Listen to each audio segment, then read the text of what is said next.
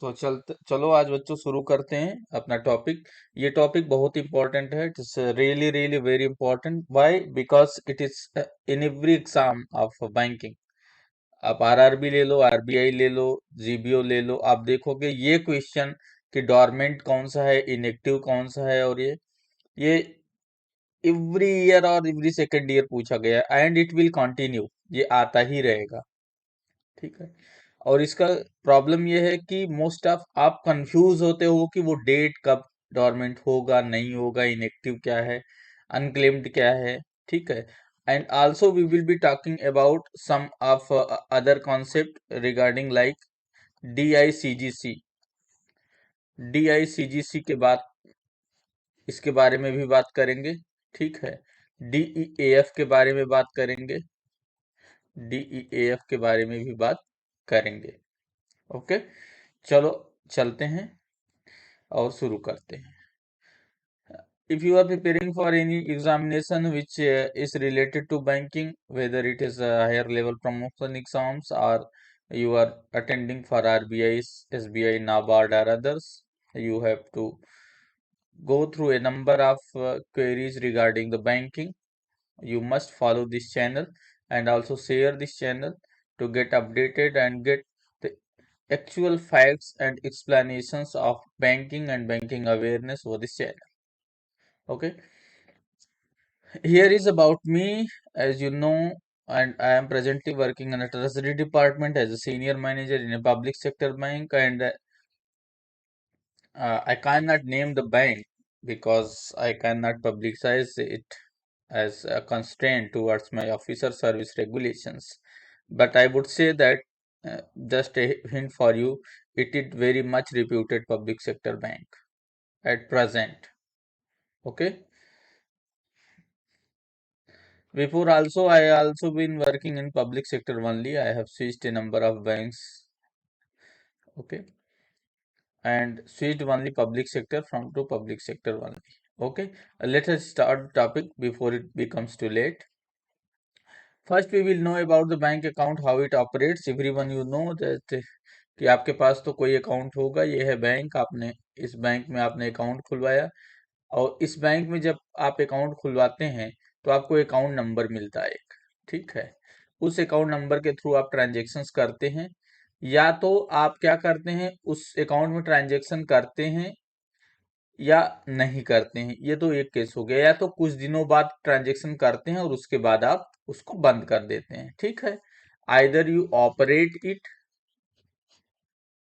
ऑपर और leave it, you do not operate at all, or you are somewhere in between. Sometimes you operate or sometimes you don't operate, but there is conditions till when you won't be operating your accounts. तो कभी कभी अभी देखो, ये कहते हैं ना KYC के नाम पे फ्रॉड कर रहा है बैंक वाला कि आपका अकाउंट ब्लॉक हो गया है, केवाईसी नहीं। तो block is nothing but this is it may be inoperative और it may be some KYC deficiency. But KYC कम होने की वजह से जनरली बैंक नहीं ब्लॉक करते हैं, क्योंकि वो आपको फोन कर देते हैं, आपको नोटिस भेजते हैं कि आप आके अपडेट करा लो। और जनरली बैंक पहले ही केवाईसी ले लेता है, तो आपको केवाईसी वाला फोन अगर कोई आता है तो यू जस्ट अवॉइड इट और उस पर कोई रिस्पॉन्स न दीजिए। इट मे बी स्पैम और a fraud. Okay. This is just introduction, you read it your. ये वैसे इंट्रोडक्शन हमने दिया हुआ है, क्या कर सकते हो आप अकाउंट में क्या नहीं, तो आप रीड कर लो। जस्ट इतना ही है। आगे हम चलते हैं कि आरबीआई ने इस बात पे क्या कहा था। ठीक है। चलो और देखते हैं आरबीआई ने क्या कहा कि ऐसे अकाउंट, कुछ अकाउंट होते हैं जो ऑपरेट नहीं होते हैं। जैसे आज आपने अकाउंट ओपन किया टुडे, और after some times you stopped in operations in the account, तो उसका क्या करना है। इसके लिए आरबीआई ने 70-80 के बीच में, 70s-80s में ले आया था सर्कुलर। उसने बोला कि आरबीआई बोला कि आप जो है बैंक वाले, RBI said for the banks, कि ऐसे अकाउंट जो नहीं ऑपरेट हो रहे हैं उनको एक सेपरेट लेजर दो। लेजर मतलब जो लोग बैंक में काम करते होंगे उनको पता होगा जीएल कोड, जैसे बैंक में स्टेशनरी मंगवाते हो आप, उसका जीएल कोड अलग है। मिसलेनियस एक्सपेंसेस है, किसी कस्टमर को चाय या स्टाफ को चाय पीते हो तो बैंक के अकाउंट से पैसे ही देते हो उसका, तो उसका जीएल कोड अलग है। इस तरह से उसने कहा कि एक जीएल कोड अलग से सेविंग अकाउंट वालों को भी लगाओ, बनाओ। क्यों? क्योंकि वो ऐसा जीएल कोड है जो कि अकाउंट ऑपरेट नहीं हो रहा है। ठीक है। तो बैंक जब सीबीएस में आई है तो उसके लिए जीएल कोड रख दिया, लेकिन जब बुक चलता था, जब बैंक नहीं थी, तो लेजर अलग था, मतलब उनका पन्ना अलग था। लेजर मतलब होता है पन्ना। पन्ना मतलब जो बुक है, लेजर बुक है, उसका एक सेक्शन ऐसे अकाउंट्स के लिए था, उनके बैलेंसेस के लिए कि जो ऑपरेट नहीं हो रहे हैं। ठीक। नेक्स्ट चलते हैं। क्या बोला? ए separate laser of all such accounts. Okay. A separate ledger of all such accounts to be maintained after the bank introduced system of CBS.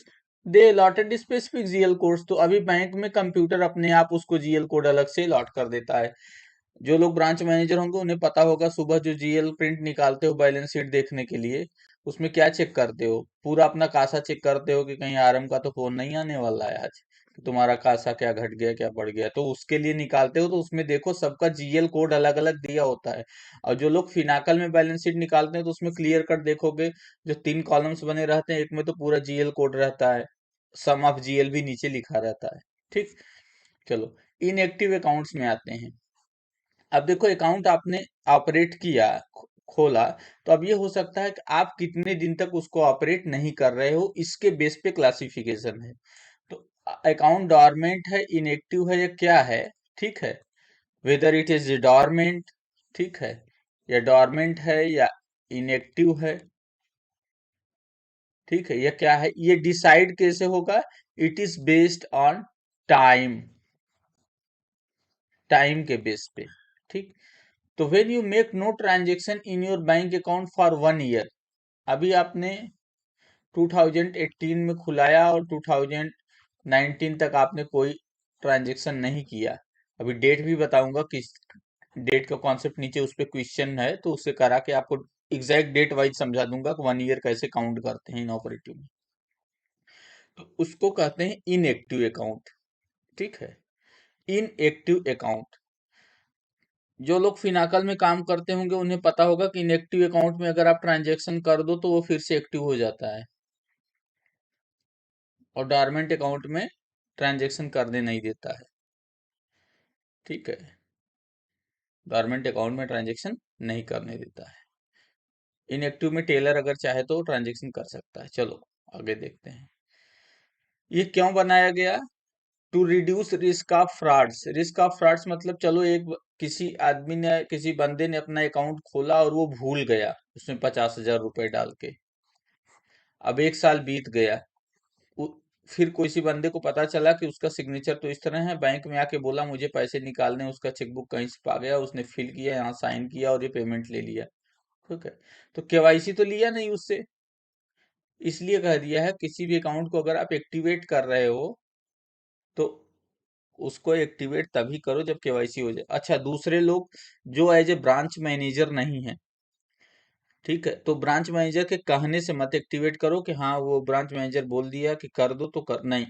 Because अगर उसमें कोई फ्रॉड होता है तो पहला तो कैश, ऐसे फ्रॉड में जिसमें आपका इंटेंशन अगर दिख गया तो आपका टर्मिनेशन हो जाएगा, सस्पेंड भी नहीं बचोगे, टर्मिनेट हो जाएगा। दूसरा, सस्पेंशन तो फर्स्ट आ जाएगा अगर ऐसा फ्रॉड हुआ तो। केवाईसी एक ड्यू डिलीजेंस प्रोसेस है, उसमें अगर आप कहीं पे आपको प्रॉब्लम आ गया बैंक, तो bank won't leave you. Specially public sector banks की मैं बात कर रहा हूँ। ठीक है। वो बाकी और सब आपका मेलेफाइड इंटेंशन नहीं है तो दैट्स, दे डाइजेस्ट इट, कि हो सकता है, चलो मिस्टेक्स के लिए पनिशमेंट जनरली नहीं मिलता है, बट इग्नोरेंस के लिए मिल जाएगा। अगर आप इग्नोर कर रहे हैं चीजों को, ड्यू डिलीजेंस प्रोसेस नहीं कर रहे हैं, तो फिर आप समझो आप समझो अपना नौकरी जाएगा फिर। ठीक है। तो बचो किसी के बोलने से, नहीं, जो आ रहा है इनएक्टिव वाला कि मेरा अकाउंट एक्टिवेट करो, प्रॉपरली केवाईसी लो और उस केवाईसी को अकाउंट ओपनिंग फॉर्म में स्टिच करा दो, इमीडिएट सेम डे। बाकी ट्रांजेक्शन्स रोक दो, उसको करा लो। क्यों? क्योंकि इट विल सेव यू। ये अभी नहीं, उस टाइम बोल देते हो तो उससे नहीं चले। चलो आगे चलते हैं, ठीक है। अभी आते हैं क्वेश्चन, इसी से आपका कॉन्सेप्ट क्लियर हो जाएगा। Mister X opened saving account with bank Y on 1/1/2018। He deposited money of 2000 in his account on 10/3/2018। ठीक है, देखो 1 जनवरी को इसने 2018 में अकाउंट खोला। 2000 रुपए इसने मार्च में जमा किए हैं 10 को, और विड्रू सम अमाउंट। तो पहला चीज याद रखो, ये बता रहा हूं, यही याद रखोगे, इससे ही तुम्हारा पूरा काम हो जाएगा। ये गुरु मंत्र, इसे समझ लो, ठीक है। डेट ऑफ लास्ट ट्रांजेक्शन, वो भी ट्रांजेक्शन क्या, by customer, that is Finacle वालों को पता होगा, कस्टमर इंड्यूस्ड, बैंक इंड्यूस्ड, ठीक है, that is customer induced transaction. वहां से काउंट होता है कि अकाउंट कितने दिन बंद रहा, ठीक है। तो डेट ऑफ लास्ट ट्रांजेक्शन क्या है, 31/5/2018, मतलब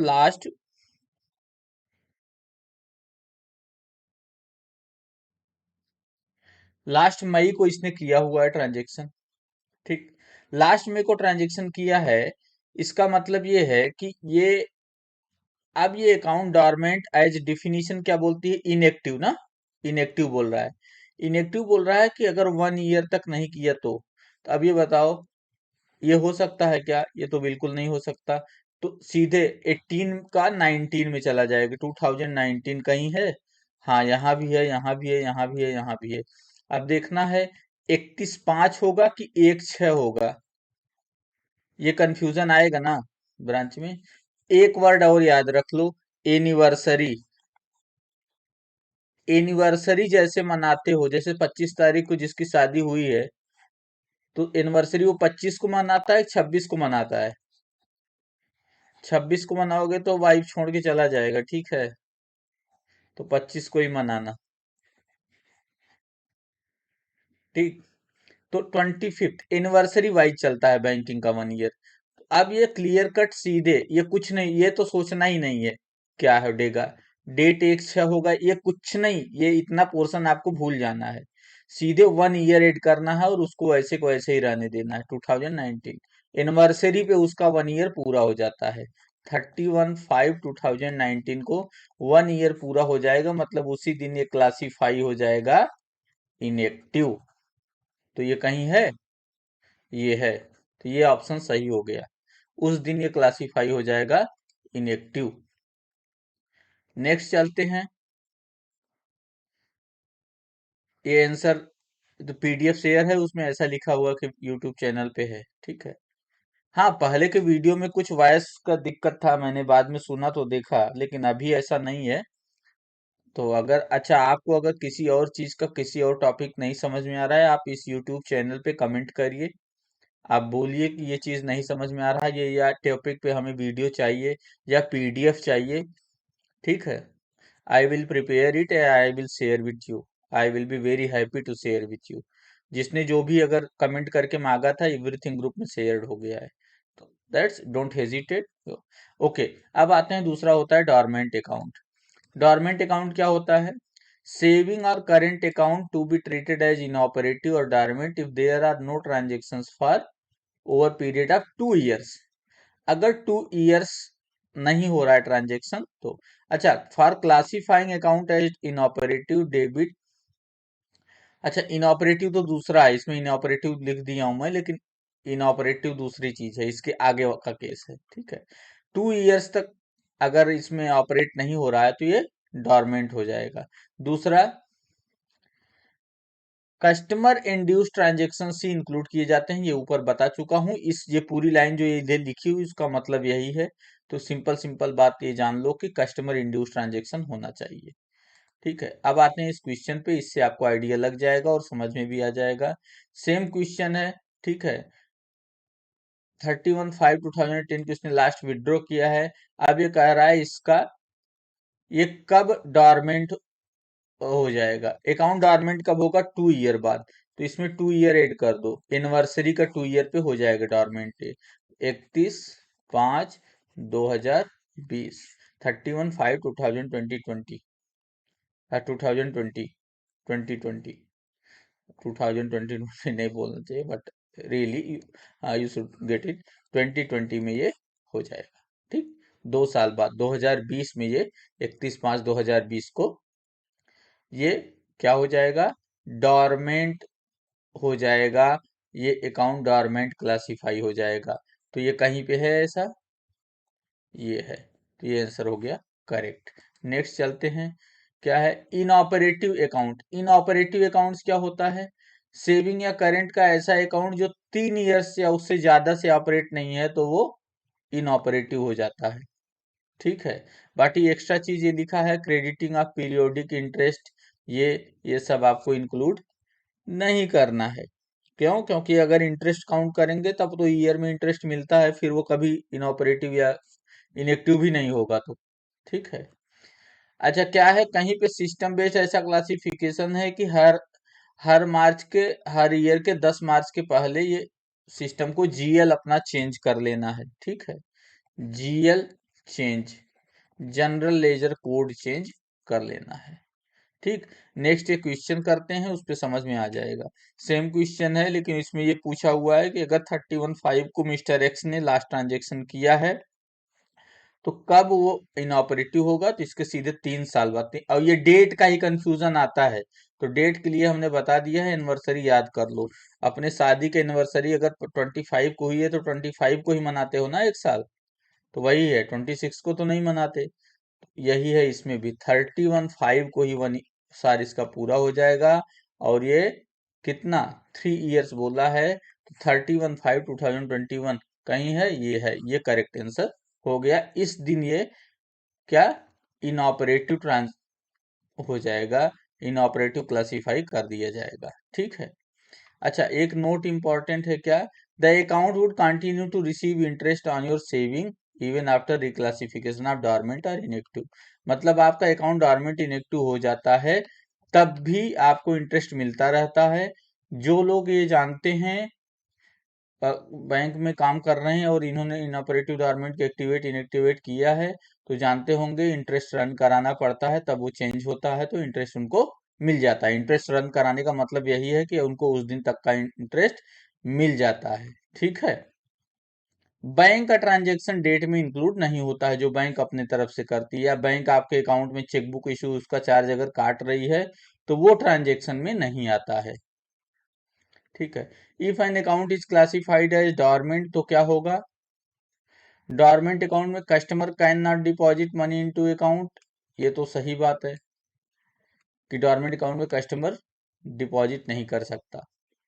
only bank can deposit funds, ठीक है, इनटू अकाउंट। यस। क्यों? क्योंकि बैंक केवल इंटरेस्ट क्रेडिट कर सकता है, लेकिन डिपॉजिट नहीं कर सकता उसमें। इंटरेस्ट क्रेडिट कर सकता है, तो आप इसको मान सकते हो यस। इन और कुछ नहीं कर सकता वो, अपना चार्ज काट कर सकता है, ठीक। लेकिन बैंक अपने अथॉरिटी से कैश नहीं जमा कर सकता। क्यों? कोई थर्ड पार्टी जमा कर रही हो तो नहीं। Neither the bank nor customer can deposit money into account, ये भी सही है, ठीक है, ये भी करेक्ट है। Both customer and bank can deposit the money but can not withdraw, ये गलत है, ठीक है। Neither the bank nor the customer can deposit money, ये सही है। क्यों? क्योंकि न तो बैंक जमा कर सकता है, नहीं, तो ये भी सही आ गया आपका, ये भी और ये भी, ठीक। अगर डॉर्मेंट है तो, अगर यहीं पे कैन कर दें तो सब गलत हो जाएगा। कस्टमर कैन डिपॉजिट मनी, तो ये गलत हो जाएगा। बैंक कैन डिपॉजिट, ये भी गलत हो जाएगा। Bank and customer both can deposit, तो ये भी गलत हो जाएगा, ठीक है। समझ में आया? डॉर्मेंट अकाउंट में आप कुछ नहीं कर सकते, इवन बैंक भी नहीं कर सकता। बैंक केवल अपना चार्जेस काट सकता है, बस। अनक्लेम्ड डिपॉजिट, ये भी इंपॉर्टेंट है, ये इसको देखो। बैलेंसेस इन सेविंग या current account which are not operated for 10 years. अभी तो देखो 1 साल था, 2 साल था, 3 साल था। 1 साल में इनएक्टिव हुआ, 2 साल में डॉर्मेंट हुआ और 3 साल में इनऑपरेटिव हो गया। उसके बाद और ऊपर की कैटेगरी आती है अनक्लेम्ड, मतलब अब इसका कोई मालिक नहीं है। अकाउंट होल्डर है, मालिक है, लेकिन अब ये मान लिया कि भाई इस पे कोई क्लेम नहीं कर रहा है, कोई बंदा ये पैसा मांग नहीं रहा है कि मेरा पैसा है या मेरा अकाउंट है, इसमें जमा करो या इसमें निकालो। ओके, तो the term deposit is not claimed within 10 years from the date of maturity. जैसे आपने एक फिक्स डिपॉजिट करवाया 1 तारीख को, 1/1/2020 को, और 2 साल के लिए करवाया तो 1/1/2022 को ये मेच्योर हो गई। अब 10 साल तक अगर नहीं हुआ तो यहां से नहीं करेंगे, ये मेच्योरिटी डेट से करेंगे। एफडी के लिए लास्ट ट्रांजेक्शन डेट होती है उसकी मेच्योरिटी डेट, तो यहां से करेंगे। ठीक, यहां से क्या करेंगे, काउंट करेंगे। अब अगर किसी बंदे ने मान लो अपना लास्ट ट्रांजेक्शन कब किया, लास्ट ट्रांजेक्शन उसने 10/1/2020 को किया होता, तो इसका अगर इसका अकाउंट अनक्लेम्ड कब चला जाएगा, इसमें 10 जोड़ दो, 10/1 2030, इस दिन ये अकाउंट अनक्लेम्ड हो जाएगा। ठीक है, ओके। अब अनक्लेम्ड डिपॉजिट क्या करते हैं, these amounts are transferred by bank to DEAF, deposit education and awareness fund. DEA केवल लिखा है क्योंकि फंड इसके आगे लिखा हुआ है, नहीं तो अगर फंड नहीं लिखता तो DEAF लिखता। क्या, अब ये बताओ DEAF का हेड ऑफिस कहाँ है, कहीं नहीं है। DEAF एक सर्विस है, एक फंड मैनेजमेंट आरबीआई करता है, तो जो आरबीआई का हेड ऑफिस है वही डीफ का हेड ऑफिस है। ठीक, इसका सेपरेट कोई हेड ऑफिस जैसा काम नहीं है। अब DEAF क्या करता है ये सुन लो, ये बहुत जरूरी है। DEAF हर एक बैंक को आरबीआई एक DEF कोड अलॉट करता है। जैसे मान लो SBI है, SBI का अलग कोड होगा, बैंक ऑफ इंडिया का अलग कोड होगा, HDFC वालों का भी अलग कोड होगा।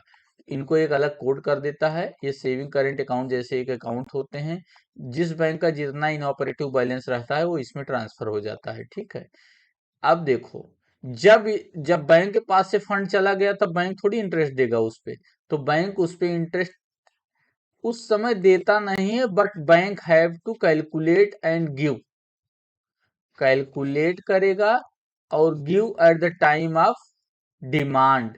जब वो कस्टमर पैसा लेने आएगा तब बैंक उस डेट का जो है इंटरेस्ट लगा के देगा। इंटरेस्ट के लिए आरबीआई की गाइडलाइन है, क्या है, 3% पर सिंपल इंटरेस्ट पर एनम, 3% का इंटरेस्ट रेट अनक्लेम्ड डिपॉजिट्स पे मिलता है।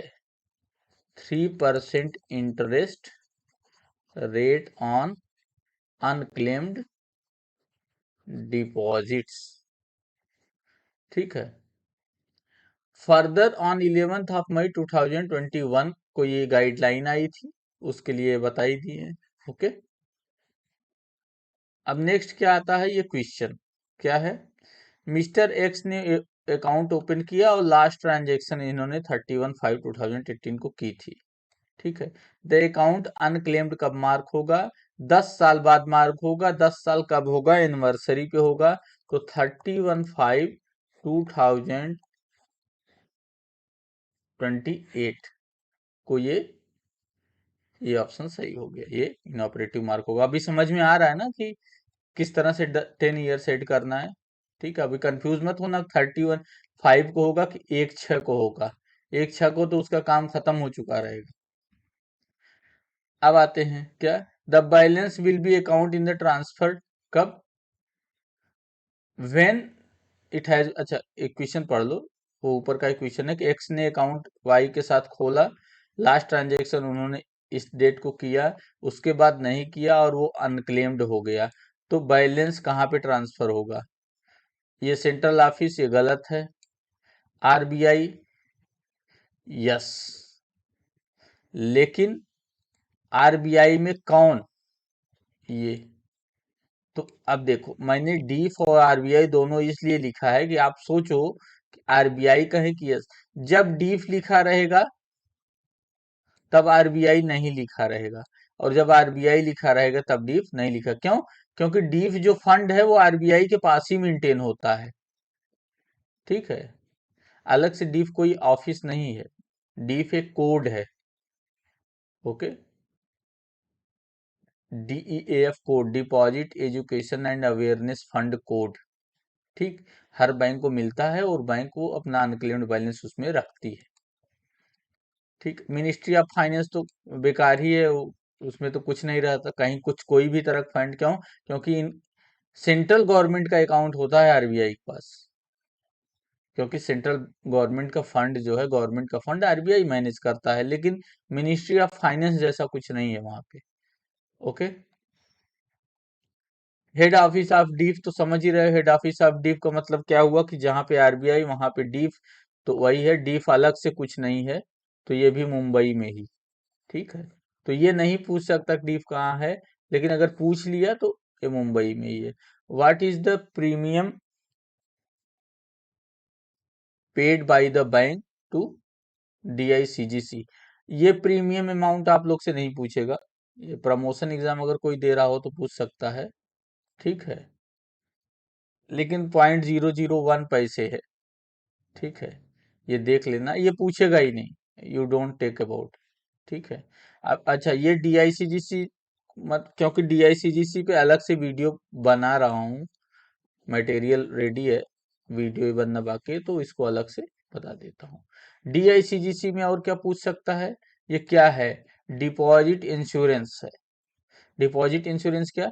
जो बैंक के पास आपका पैसा है उसका इंश्योरेंस किया होता है कि अगर बैंक फेल हो गया तो आपको पैसा मिलेगा।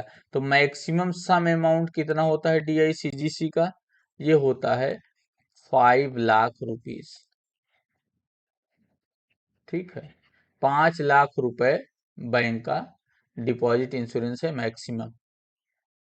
सम insurance is based on Aadhaar number, गलत है। नंबर ऑफ अकाउंट्स, नहीं ये भी गलत है। एट डिस्क्रिप्शन ऑफ बैंक्स, ये भी गलत है। क्यों? कह रहा है कि the sum insured by DICGC is based on, DICGC का जो सम इंश्योर्ड है वो किस पे बेस होता है?